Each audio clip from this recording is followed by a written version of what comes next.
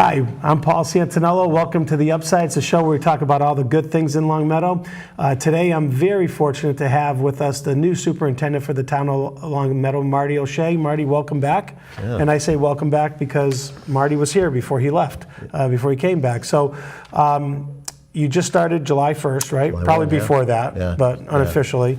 Why don't you tell, Marty was, for those who don't know, because I've had kids that have gone through the system and so forth, Marty was here at the high school. Yeah.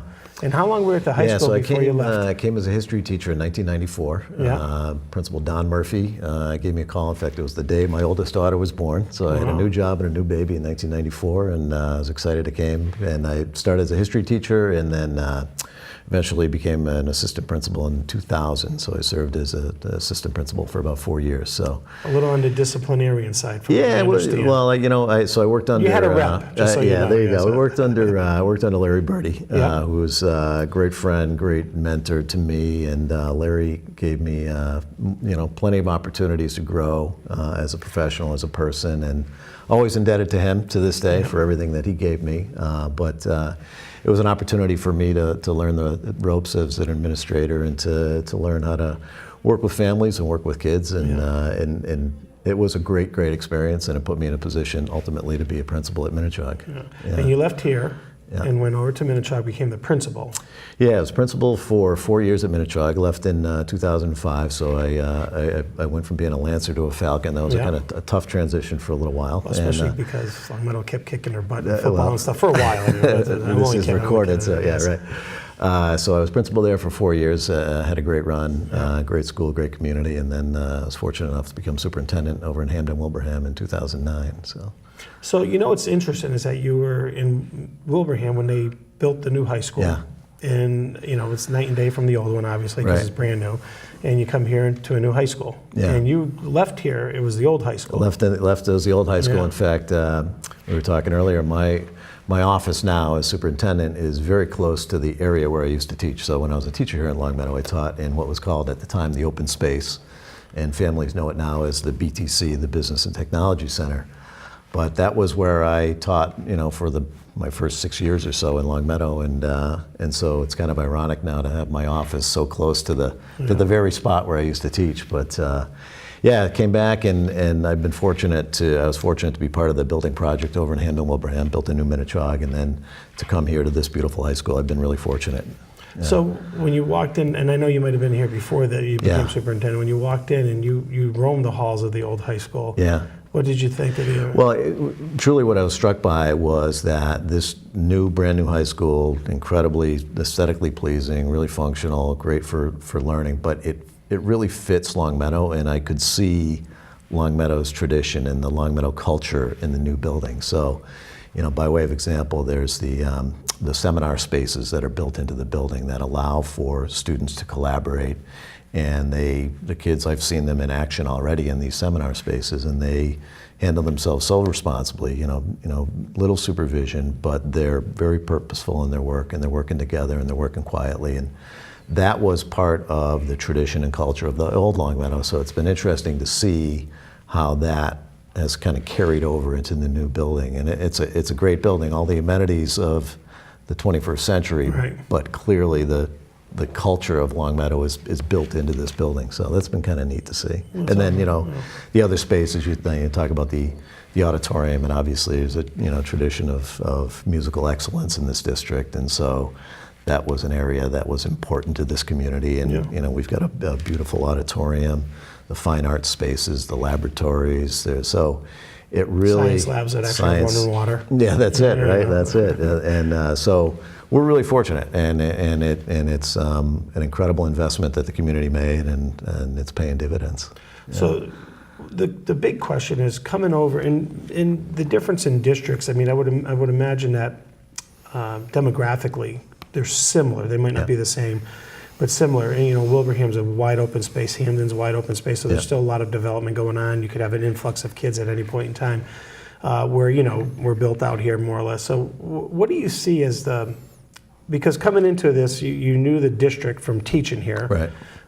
You didn't know the management of the district, so to speak, but you knew the district because you were in it, you were participating in it. And what are the challenges that you see especially as we move forward with technology and things like that, what's the challenges for the district going forward? So that's, or that you see? Yeah, and that's sort of what I'm doing an inventory of right now, is sort of, trying to engage the administrators, the teachers, the students, the families to say, all right, where are the opportunities for improvement? Where are the opportunities for growth? Because that's always been part of my experience, and I was, like I said, fortunate to be in Hampton-Wilbraham, which was a high-performing district as well, and to come here to be in a place where people are interested in kind of pushing the envelope and instruction and teaching and learning, and always wanted to improve. So there's definitely some opportunities for growth, as there in all districts there are opportunities, and that's what I'm trying to identify right now. So one of my hopes is to put together a district improvement plan where I've got an opportunity, hopefully, to engage the community and gather some input from families and town officials as to where are the growth areas for Longmeadow Public Schools. I think in all districts nowadays, one of the areas that's getting more and more attention is the social and emotional well-being of children. So there's a greater focus on the whole child, where maybe 5 years ago it seemed that districts were caught up in the rigors of testing and academic achievement, and I think the pendulum is swinging rightly towards an attention to the whole child and the social emotional needs of children. So, we know that kids need to be ready to learn in order to learn, and so I've been really impressed that the teaching staff, the administrative staff, and the community, that they're interested in supporting the whole child, and so that we want to recognize the artistic talents of students, the musical talents, the athletic talents of children, and we want to support their social emotional needs, again, so that they're ready to learn when they walk into our classroom. So I think that's a growth area for Longmeadow, but perhaps it's a growth area for all districts nowadays. I think kids are it's difficult to be a kid nowadays. There's a lot of things competing for their attention, and we want to make sure that we're supportive of all of their interests and activities. Sometimes with 3 channels on TV and that's all you had wasn't necessarily a bad thing. That's right. When you look at what comes down, because a lot of what drives policies from above, meaning not from the district, but you have state and federal regulations,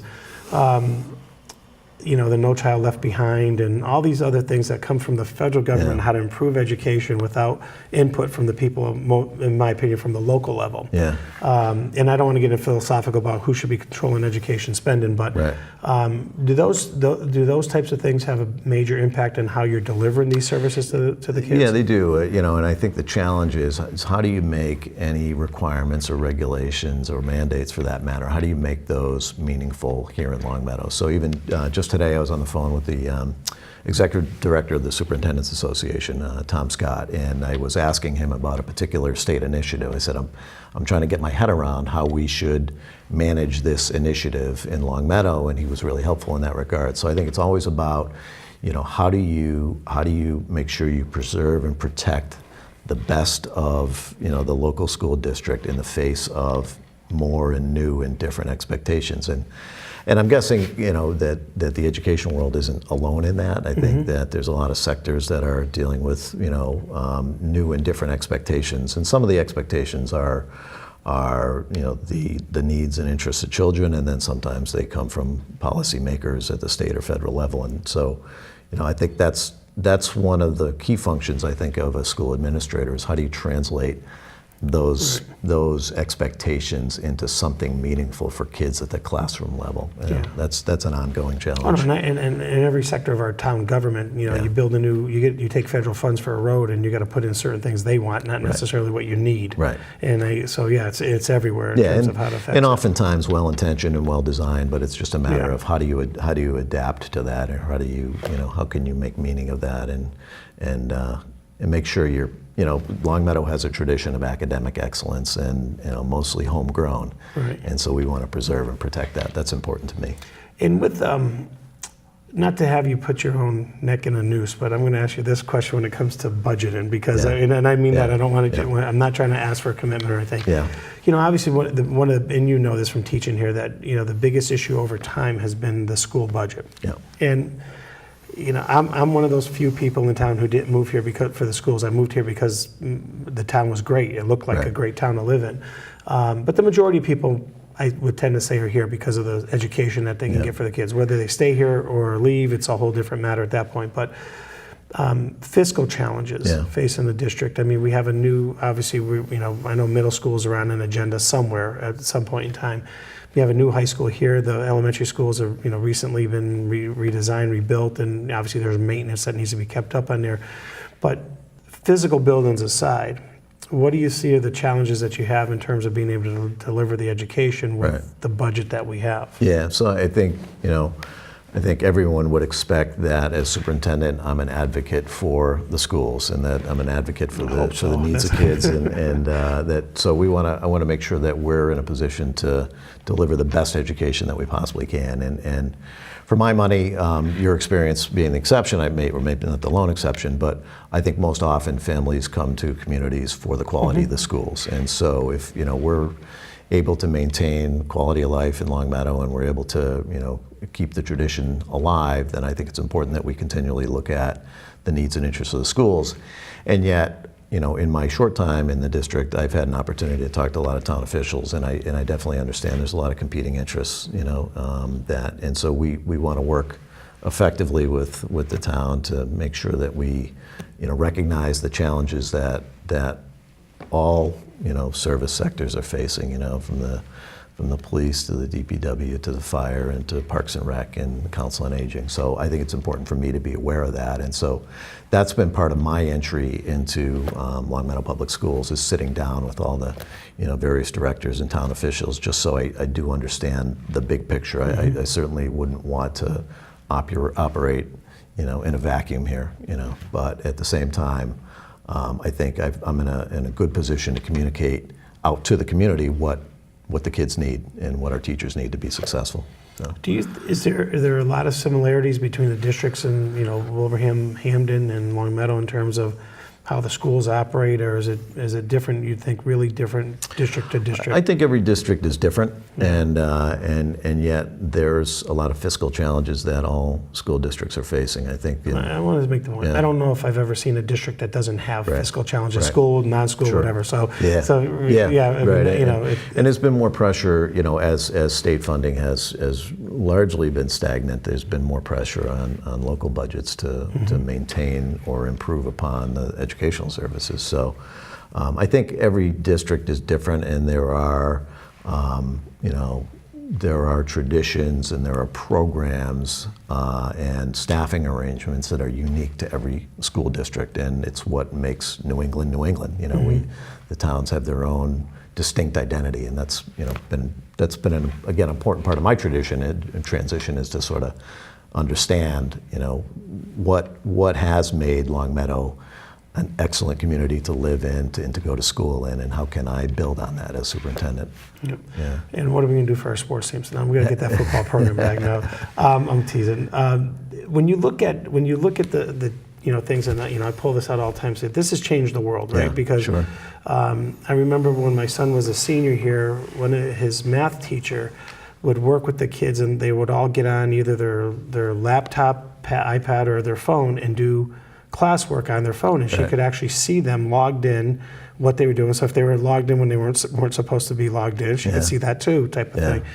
But technology has changed, not just in the sense that we can sign into something, but it's also in how we deliver it, I would imagine too, right? I mean, that's not necessarily a challenge, but it's an opportunity to, I don't know, I want to say improve education, but I mean in terms of how we might deliver it. Yeah, I think it's really fundamentally changing the way kids are learning, and it's fundamentally changing the way we're delivering instruction. And I think you talked about what are some of the things that makes Long Meadow Long Meadow. One of this is the investments that this district has made in technology.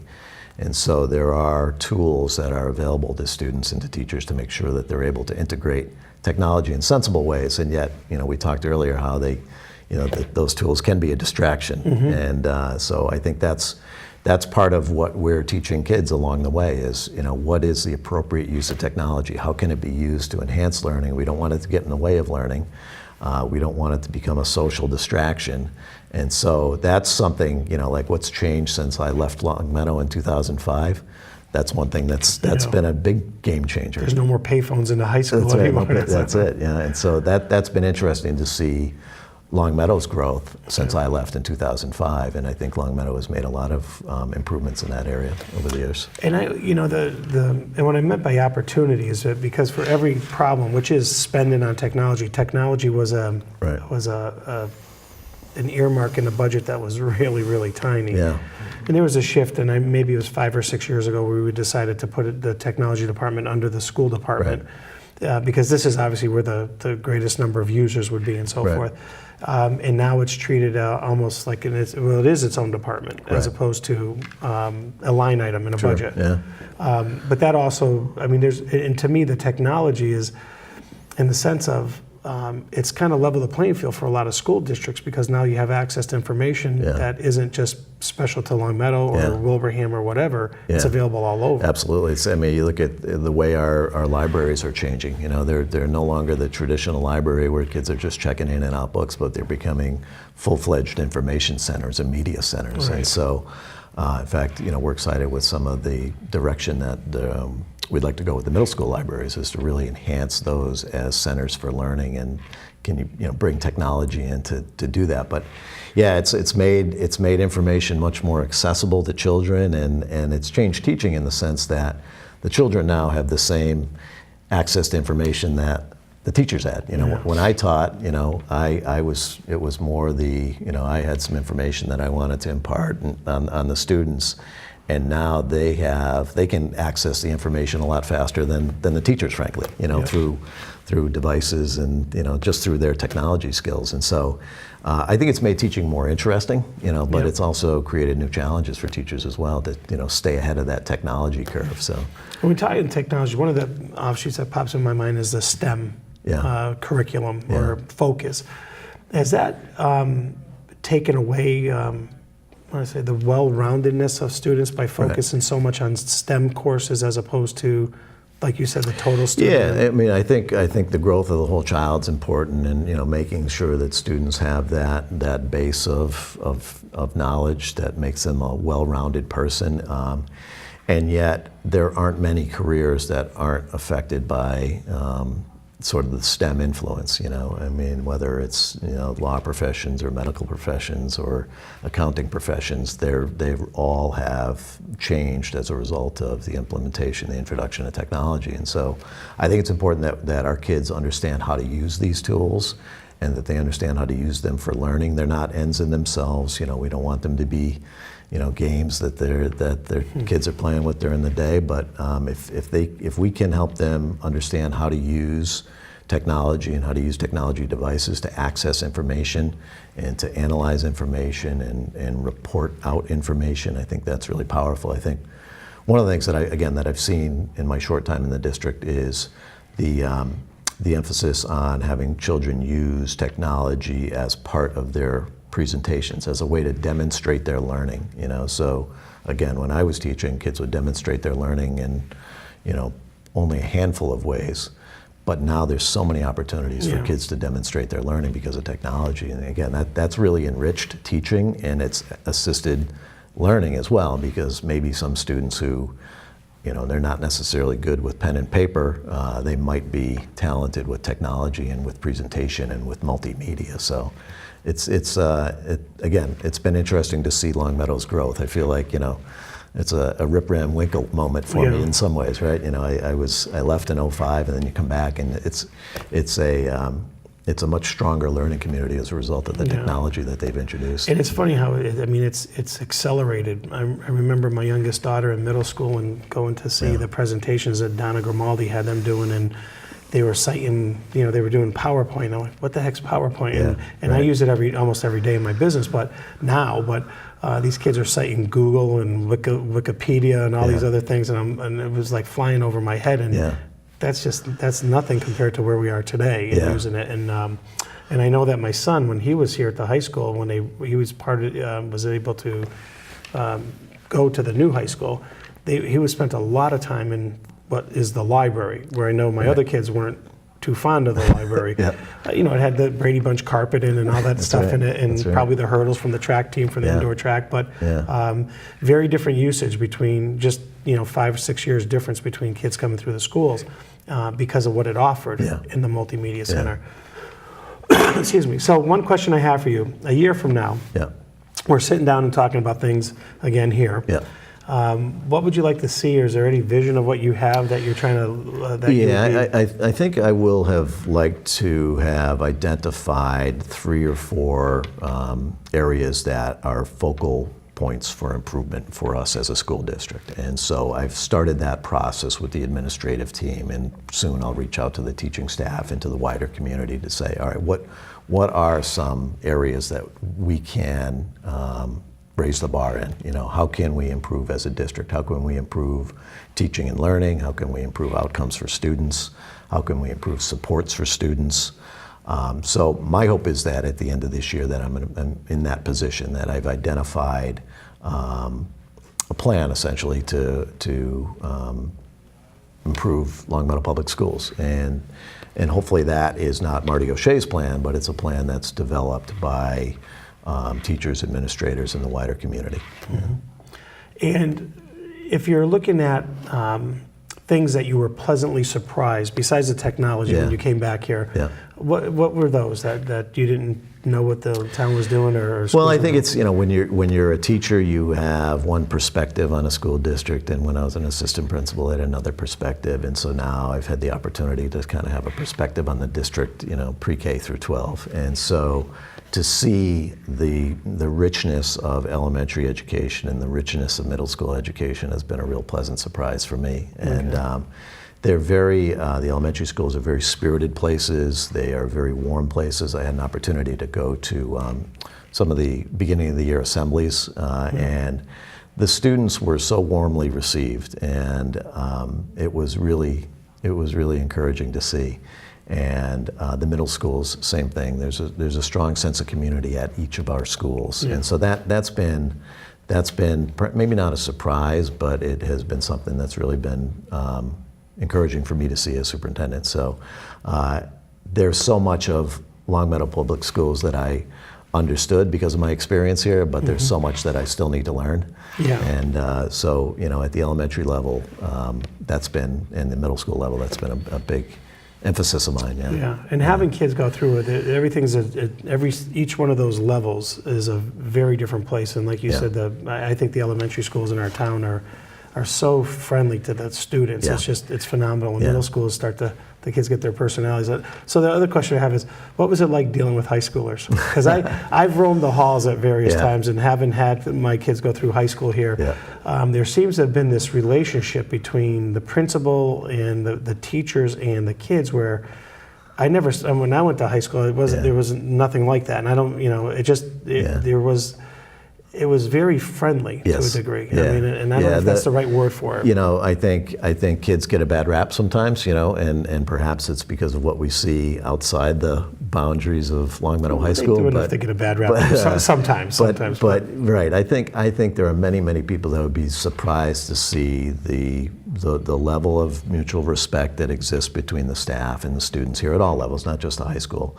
That the teachers treat the kids with respect and the kids pay it back, and they talk to each other very formally as teacher-student, but there's also a lot of informality that builds the relationships that make it makes for good teaching and learning. So it's a very cordial, safe, calm place. It's not we might have an image of teenagers that we pick up through our interactions with them at the mall or through, at a Red Sox game or something like that. But here in our schools, the kids are fantastic. There's a collegiality about it between, I mean, even from the administration of the high school down. So one of the things that, I went to the opening assembly at the high school, and Principal Tom Landers was talking to the seniors, and he said to them, "You set the tone." And I remember very distinctly Larry Birdie saying the same thing to his senior classes when he was principal. So that tradition has carried on, and I think so. The kids at all levels, at all schools, the kids set the tone. And even, Principal Donna Hutton at Center School, I heard her talking to the 5th graders, same thing.